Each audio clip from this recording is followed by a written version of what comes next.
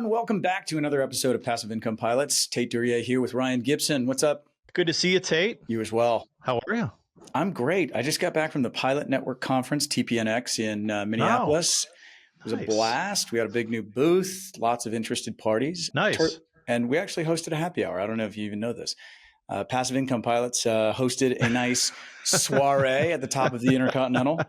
So if you were there and you had a drink on us, yeah, exactly. While you were doing that, I was taking the kids to New York City and Washington, D.C. for spring break. I saw the kids were on the set of Fast Money, CNBC. Yeah. Our very first guest on the show, Guy Adami, was gracious enough to host us on set. We actually got to go do a tour of the New York Stock Exchange, which was, you'd think right now it would be crazy, right? The markets are up and down and you'd think there'd be everything, but it was kind of sad. There was like no one there. You could hardly even tell that the market was trading. The New York Stock Exchange now is mostly like work from home, and it just doesn't have the amount of people running around there. I don't know where the news articles always get that same guy that's on the trading floor with that deathly look, like he's got his hand on his forehead, like that's not what it's like. Nobody's throwing paper all over the place. Yeah, I even went up to the bell and I was like, man, this bell is even, this could be like automated, or whatever. So it was kind of, it was really cool to see it for sure. It's a beautiful building. I believe the building was designed after the same guy that designed the New York the train station. It's just very articulate, amazing place, super fun. But what is cool, like CNBC has all these like studios kind of throughout the trading floor where they do a lot of the broadcast, and we saw some pretty big names reporting the news, and then we got some great photos.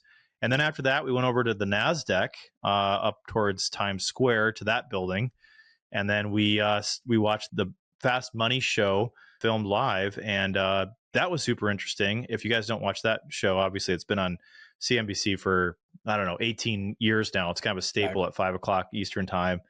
But we got to see that. And then we went around New York and we did the thing with the kids. We went to the Slime Museum or the Slumu Institute. That was a lot of fun. Then we literally just got back like 5 minutes ago. So we're a little tired. Oh, no. Very cool. Well, that sounds like a special trip. That's fantastic. Well, speaking of Wall Street, we're kind of talking about the opposite of Wall Street today. And that is doing your own banking. We've had the Money Insights guys on here multiple times talking about whole life insurance and building. Really, with Money Insights, we kind of stay away from the term infinite banking. Yeah. Because it gets thrown around and it's sort of a cheesy thing. But today we have a gentleman by the name of Brent Kesler on the show who's been doing life insurance for a very long time and is very successful with it. And he brings an enthusiasm that sometimes don't come through with Rod and Christian, who we appreciate that they're not all about hype. I think that's what I appreciate about our friends over at Money Insights a lot. I agree. I think sometimes the hype gets in the way of the education. Right. And but sometimes you got to be inspired, right? Like sometimes you got to have someone come on and be a little excited about something, and that really kind of sparks your interest, gets you super excited about something. So we balance that with, people that you want to do potential business with Money Insights. And, I think today it's just going to give you a well-rounded education on how it all works and how it all comes together, and really get you, what's possible. Yeah, exactly. Kind of put some spark behind it and show you what's possible if you really lean into this. So who's our guest today, Tait? Do you have a little background on who he is and kind of what he's all about? Absolutely. So Brent Kesler was a former chiropractor and a chiropractic coach for over 14 years.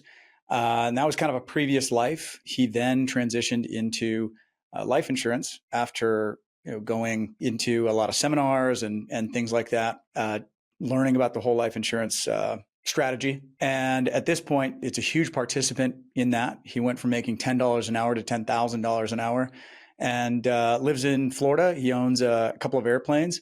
So it was a fun conversation. All right. Well, let's get into it. Let's get to the show. Brent, thanks so much for joining us. Hey, Tait. Glad to be here, man. Excited to share. Yeah, we were talking before the show about the two airplanes you own. You're in Florida on an air park. You want to share your aviation background before we get into the real stuff? Yeah, well, just to give you a high level, I really got into aviation because my wife, and we've been married here in a couple months, it'll be 30 years. So, like, her brother, right, just was a pilot. And, back in, I think it was around 2003, 2004 time. And, he says, hey, you might like this flying stuff. He says, well, we should go out and do it like an introductory ride, right? And I got hooked, man. I was like, oh my gosh, that's incredible. So I was in Johnson County, Kansas, living in Kansas City at the time.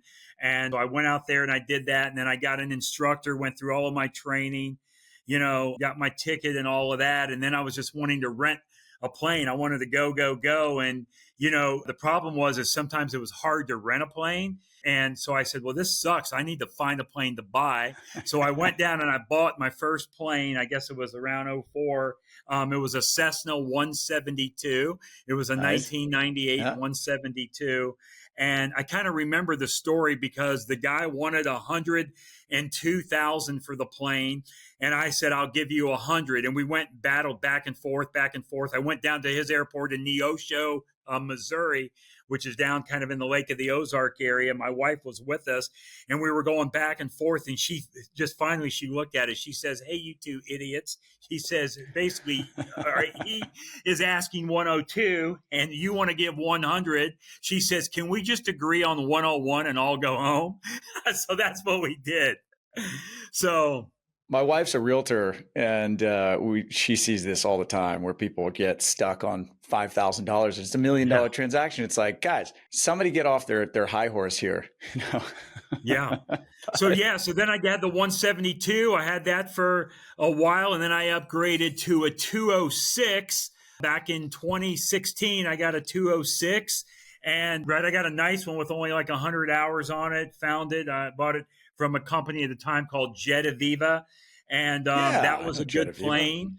And then in 2017, I actually moved to Spruce Creek, which is in Florida, which is in Port Orange, Florida. For the pilots out there, Embry-Riddle, right here next to Daytona Beach and stuff. And so like this community, Spruce Creek, it was an old Navy base, and now there's lots of houses in here that have airplane hangars attached to them. So, I got an airplane hangar attached to the house and had the 206. And then I decided to upgrade to a Meridian, a Piper Meridian. So we upgraded to that in 2020. Now, I didn't fly the Meridian. And because I got the Meridian, I said, well, I don't need the 206 anymore. So I sold the 206 and got the plane that I flew and got a 182. An older version of a 182. But after having the 182, my wife said, well, this only has 4 seats. Our 206 had 6. And of course, I have a 104-pound dog that likes to travel with us wherever we go. So I called up the factory in I think it was 2021, and I ordered a brand new 206.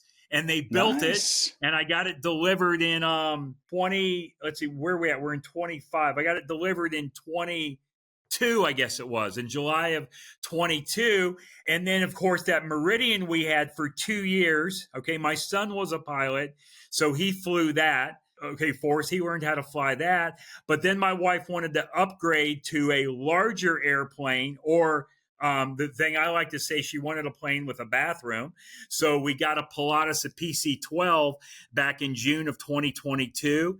Congratulations. And that thing is the best ever. That fits the mission. You can throw anything in of course, I hope the FAA guys aren't on here listening. Right, of course. As long as you can shut the doors, man, that thing will fly, right? But that's what I said about the Caravan when I flew that thing way long airplane. ago. Yeah, Turbine Suburban. Amazing. But I love aviation. And then, of course, my son got the aviation bug, and he's 22 years old, and he's been flying now for about 2.5 years for NetJets. So he flies the Citation. He flies the Citation Latitude. Amazing. Well, very cool. Always fun to speak with a fellow aviation enthusiast and pilot. So thank you so much for coming on, man. We're here to talk about life insurance today, and we're using the term infinite banking, which is something that we've kind of stayed away from on the show before, just because there may be some people have a negative connotation around it, but it's a different way to frame it. And I'd love to jump into that. We're talking about the exact same thing when we're talking about high cash value life insurance policies. I'm excited to get into this because it's a very difficult thing to understand when you're new to it. Yeah. I have a policy. I'm planning on layering on many more policies throughout my years.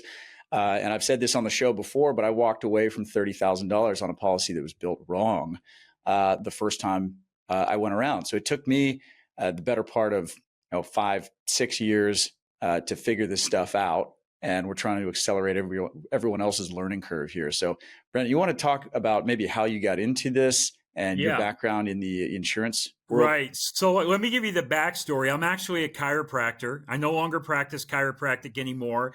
I own 5 clinics in the Kansas City area. I sold my last one in 2017, and now I teach full-time the infinite banking concept. I've been teaching it since 2012. I've been a customer of it since 2008, but I first heard about it in 2006. So just to give you the backstory about it. And so you're saying you're a chiropractor. You went to you're obviously entrepreneurial. You built a bunch of practices. Then you used infinite banking to now owning a Pilates.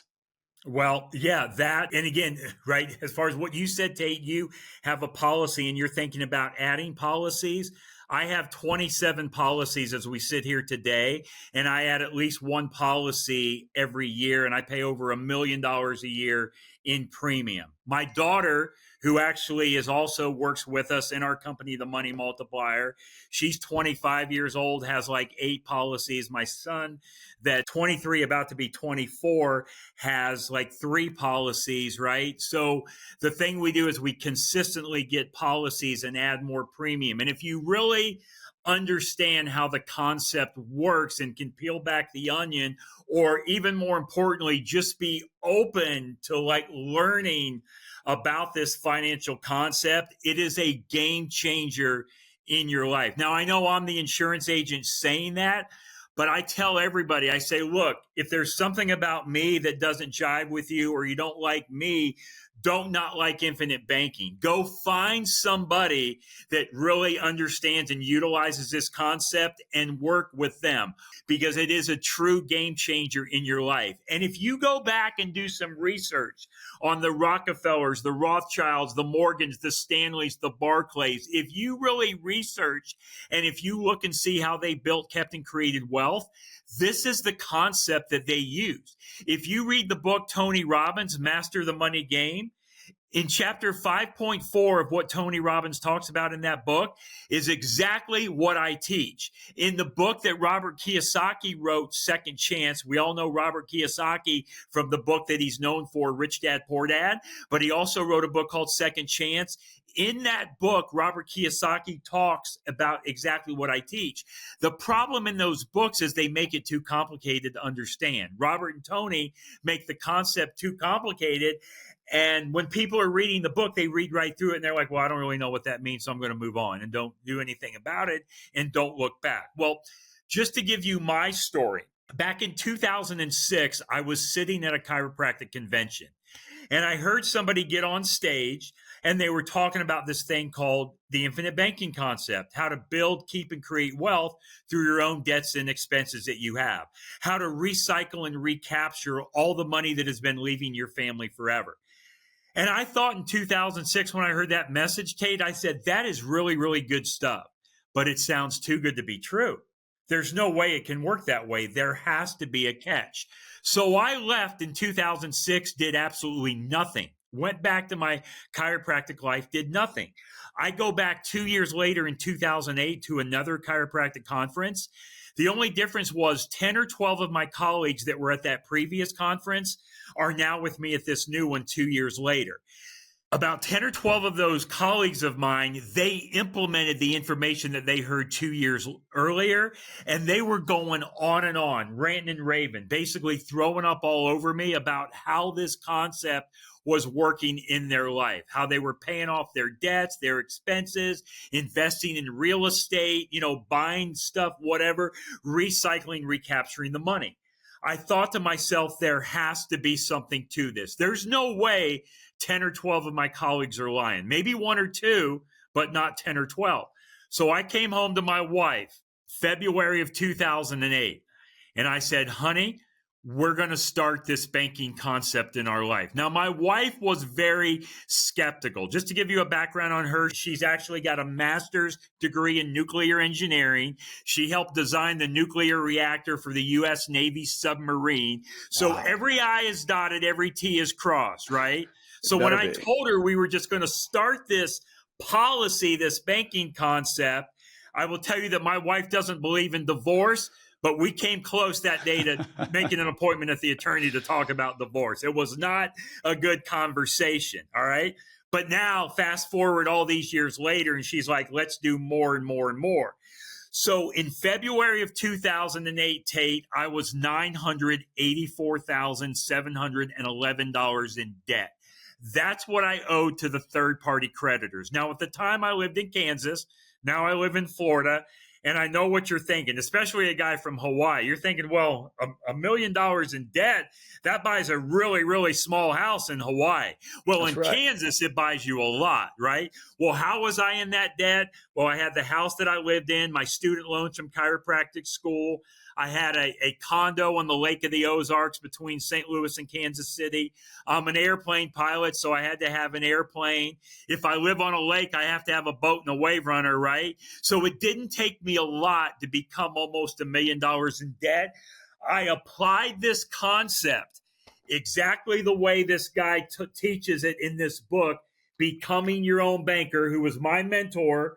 R. Nelson Nash wrote this book, Becoming Your Own Banker. Now, 5 years ago, almost 6 years ago, March of 2019, Nelson Nash passed away at age 87 years old. This book, Tait, changed my financial life. This is a book that everybody should go out and find. Again, Becoming Your Own Banker by R. Nelson Nash. Add that book to your wealth building library. It completely changed my financial life. And so I paid that debt off in 39 months. I really became passionate about this. I was talking to people about it, and I was sending them to the person that I started my first policy with. And okay, the guy that I started my first. I'm going to stop you right there because I want to clarify something, and we'll link to that book in the show notes. I've heard of that before. I've heard of Nelson Nash, but I actually haven't read that book. I need to. So I want to clarify that you're not talking about doing the Dave Ramsey thing. You're saying, hey, I got all this debt, but hey, we always promote on this show that like debt is not a bad thing.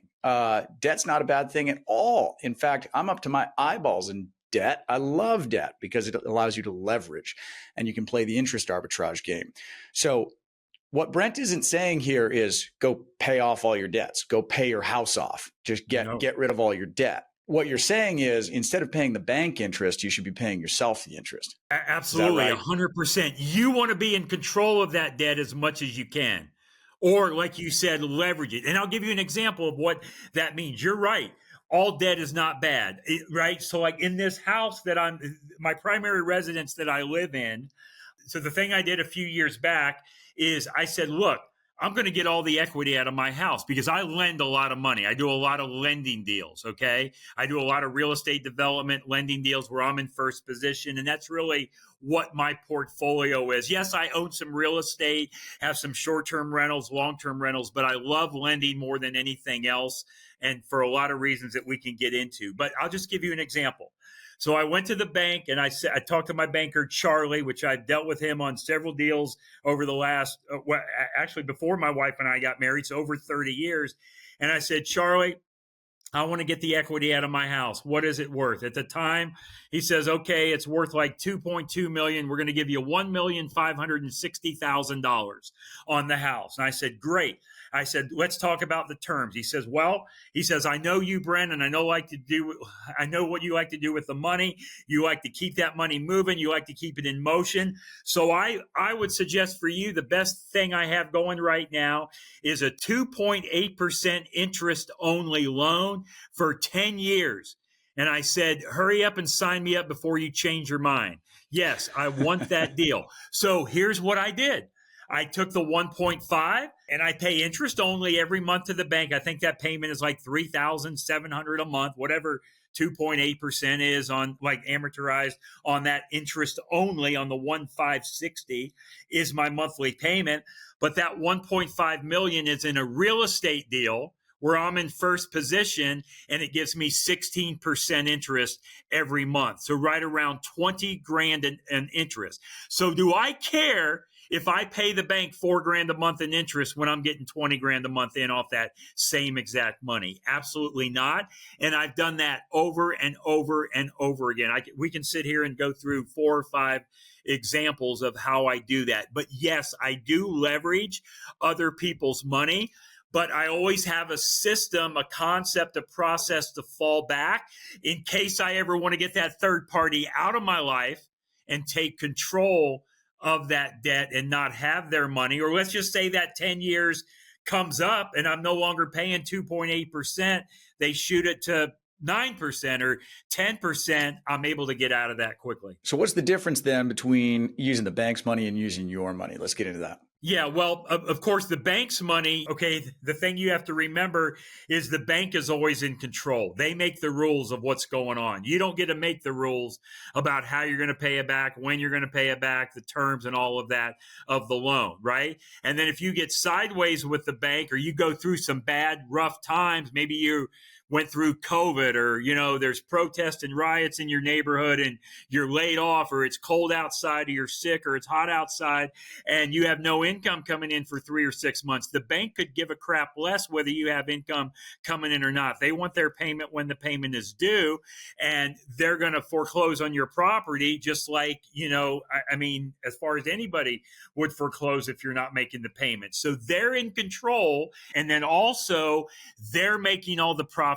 on your money because in a conventional bank, the stockholders, the shareholders make the profits and the dividends. When you have your own banking system, and the concept is by utilizing a whole life insurance policy. I know when I say that word, whole life insurance, a lot of listeners just totally tone out because they said, oh my gosh, Brent, why would I ever use whole life insurance? That's a horrible way to build, keep, and create wealth because Dave Ramsey and Susie Orman told me so, okay? They're automatically thinking of what they think because that's what they go to.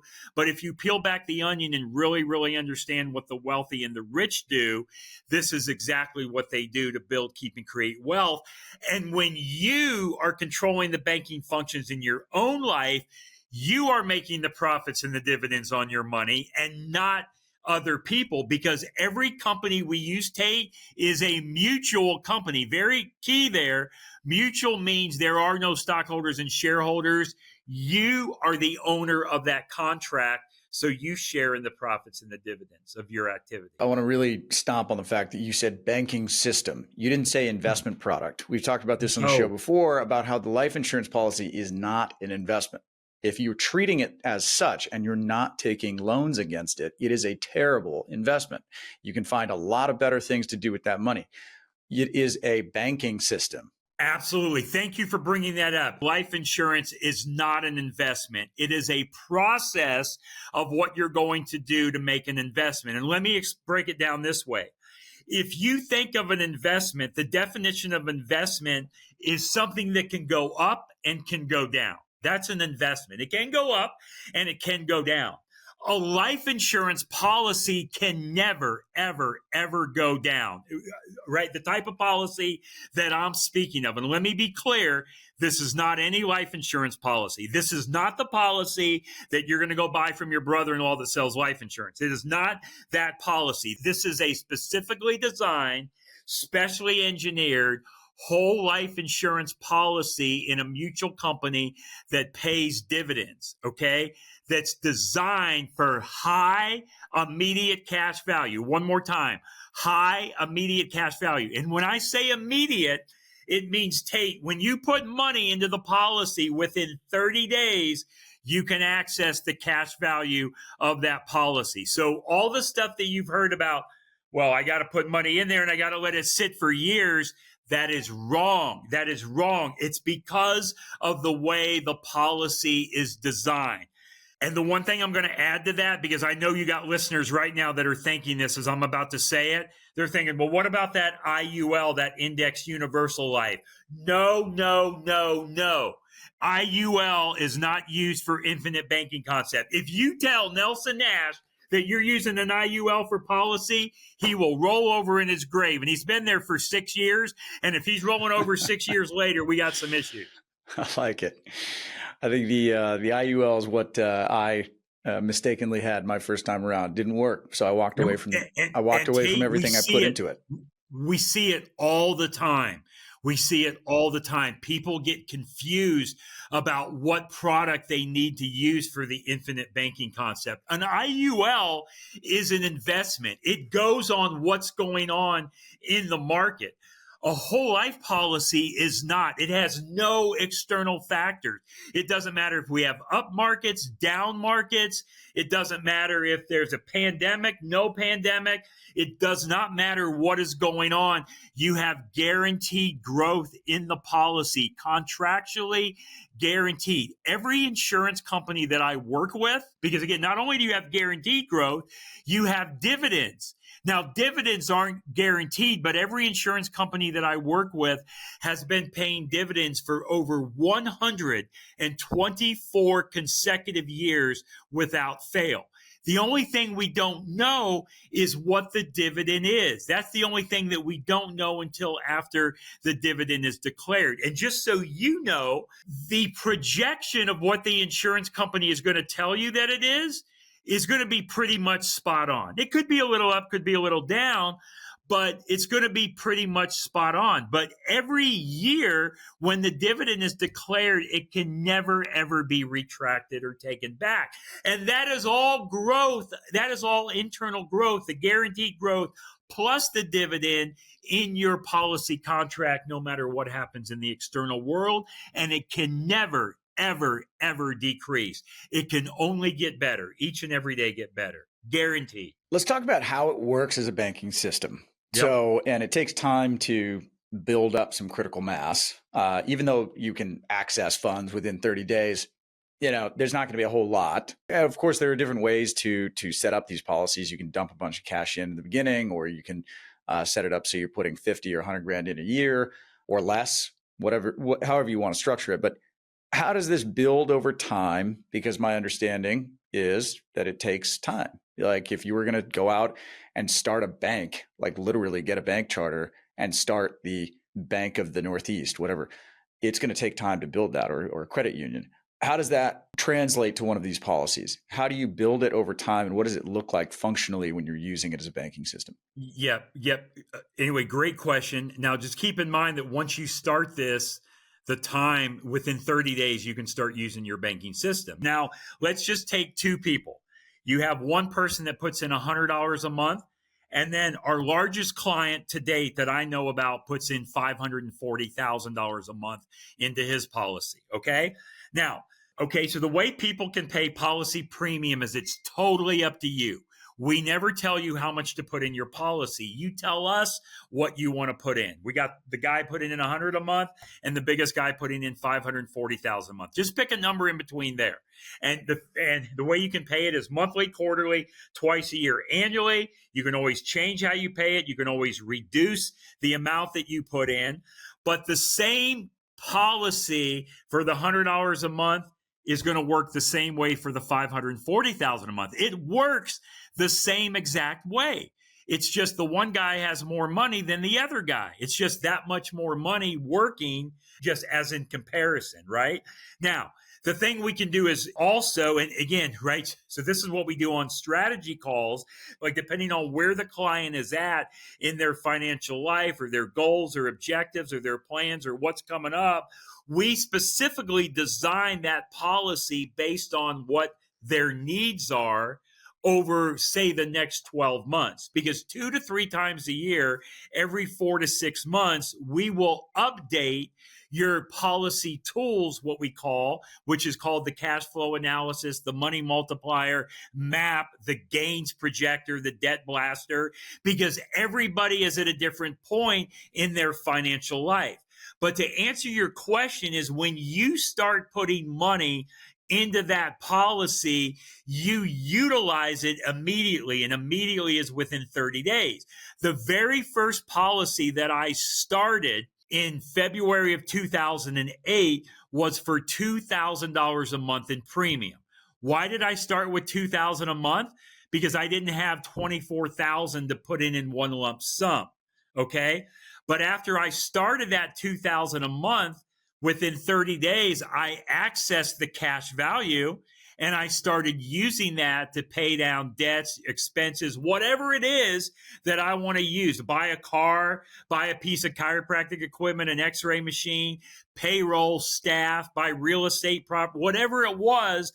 I use that money for whatever I'm going to use it for, and I'm going to play honest banker with myself and pay myself back. Now, I'm not required to pay myself back. I'm not required to pay back the insurance company if I take a policy loan, but it's good practice to practice the same way. If you borrowed money from a conventional bank, you're going to pay them back with interest. So treat your money the same way you treat a bank's money. Why don't you think this is more popular? Great question. It's not more popular because it's outside of the box thinking.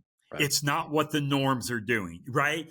The stuff that I'm telling you, if you go home and you tell your parents, your grandparents, your friends, your colleagues or coworkers, they'll look at you like you have horns on your head. It's just not normal. You can't go to your financial planner, your accountant, your CPA, your tax advisor, whoever your pastor, your rabbi, whoever that is that you trust, because this is not a normal concept. It is not what the norm of people are doing. How are we taught? We're taught to go out, get a good education, get a good job, and work for 40 years, and the government will take care of you for the rest of your life. And oh, by the way, when you're doing that, let's max out your 401k, your IRA, your qualified plan, all of that governmental crap that doesn't work, that I talk to people on a weekly basis that take a bloodbath in those areas. They just do. They take a bloodbath. So you are relying on other people to get you wealthy. If you rely on this concept, a true tried concept that's been around for almost 200 years. Go look and see how Walt Disney built Disneyland. Go research it. Go look and see how McDonald's got started. How did he get the money to get started? Go look and see how Pampered Chef got started by a lady named Doris Christopher in the 1980s in her Chicago suburban home. How did she start that business, Pampered Chef? And then guess what? Later on, I think it was 2002, here comes Warren Buffett and says, let me give you $1.5 billion with a B dollars for your business, Pampered Chef. All those businesses, McDonald's, Pampered Chef, McDonald's, Pampered Chef, and Walt Disney, they may not ever exist if it wasn't for this concept of being able to use life insurance as a cash vehicle. I think there's also something to be said about the fact that, Chase and Bank of America have huge marketing budgets, and that's the mainstream, right? Thank you for bringing that up. So anyway, there's an author. His name is Barry Dyke. He wrote the book called Pirates of Manhattan. I recommend that you find that book. But Barry Dyke talks about conventional banks and stuff and how much they actually own in life insurance. I mean, right? As a matter of fact, conventional banks the next thing are I wanted the number one purchasers of whole life insurance in the world. They own more in whole life insurance than all of their land and their buildings combined. Okay. Now, how can you check that out? And how can you prove that I'm telling you the truth? Go Google something called BOLI, BOLI. It stands for Bank Owned Life Insurance, and see the hundreds of pages that come up on how much life insurance conventional banks own. As a matter of fact, in the last 12 years now, since 2013, conventional banks, Tate, they have quadrupled the amount of whole life insurance they have purchased. Quadrupled. Now, why are banks buying so much in whole life insurance? Is it because they're stupid or they know something the rest of us don't know? They know something the rest of us don't know. So all we're going to do, I don't want to reinvent the wheel. No. I don't ever want you to reinvent the wheel. Let's just go look and see what the wealthy have been doing for almost the last 200 years and follow in their footsteps. And that's what we're doing. We're just mimicking what the banks are doing and what the wealthy are doing. All right. So, this is super compelling. I'm sure a lot of listeners are going, okay, I'm interested, but I don't understand the numbers behind this. Can you give us some examples of what this looks like from a numbers perspective for people who are a little more analytical and want to understand it from a mathematics perspective? Yep. And again, right. So I have like just different charts and spreadsheets in my 90-minute presentation. So if there's anybody out there that's like, hey, I'm curious and I need to know a little bit more, the first thing to do is go watch that 90-minute presentation on our website, themoneymultiplier.com. Okay, so who am I at The Money Multiplier? You're never going to write me a check for a dime. Even if you decide to work with us, you don't write me a check for a dime. I get paid one way only. I get paid the same way your car insurance guy or gal gets paid. If you go to John Smith, the Allstate man, to buy car insurance, you don't write a check to John Smith. You write a check to Allstate. Allstate pays John Smith a commission. Guess what happens most of the time with life insurance policies? People start them just like you told me earlier, Tait, and you quit. You stop it. Why do you stop? Either because the policy was designed crappy, and now you're realizing it, or you don't understand really that you have the Corvette sitting in the garage, but you don't know where the keys are, right? It's either one of those two reasons. We have like one of the highest persistency ratios in the industry, which means when clients start policies, they don't quit because they see how powerful this concept is and how we design the policy for that high immediate growth. Now, why don't most agents tell you about this? Why don't they tell you about it? Is because in order to design your policy accurately for this concept, the agent has to take a 60 to a 90, 60 to 90, 60 to 90% cut in their commission, and they're not willing to do it. They're not willing to take that hit. So if you really want to know more about it, go watch that 90-minute video. And if you don't want to watch the 90-minute video, find this book, Becoming Your Own Banker. Go to the podcast, The Money Multiplier podcast. Go to chrisnaugle.com, Naugle. Follow that stuff. And then if that doesn't get you excited, then we probably need to check your pulse. Well, we'll link to all that in the show notes. Brent, thanks so much for coming on. This is super exciting. And I love your energy around all this. So can I offer one thing to your listeners? Of course. I wrote a book with Chris Naugle called Mapping Out the Millionaire Mystery. I wrote this book about 5 years ago, Mapping Out the Millionaire Mystery. If you send me an email, brent@themoneymultiplier.com, I will send you this ebook that I wrote, or I think you can go to our website and find it on there too. And so like, if you want the hard copy, I'll send you the hard copy. You just have to pay for the postage, but you don't need the hard copy. Let me send you the ebook for free and you can print it out or whatever you want to do. But Chris and I wrote that book and I'll offer that as a gift to all your listeners. Beauty. Brent at themoneymultiplier.com. You heard it here. Brent, thanks so much. We look forward to bringing you back on sometime. Awesome, Tait. Thank you, man. I appreciate it. Thanks for the time. Thank you. Take care.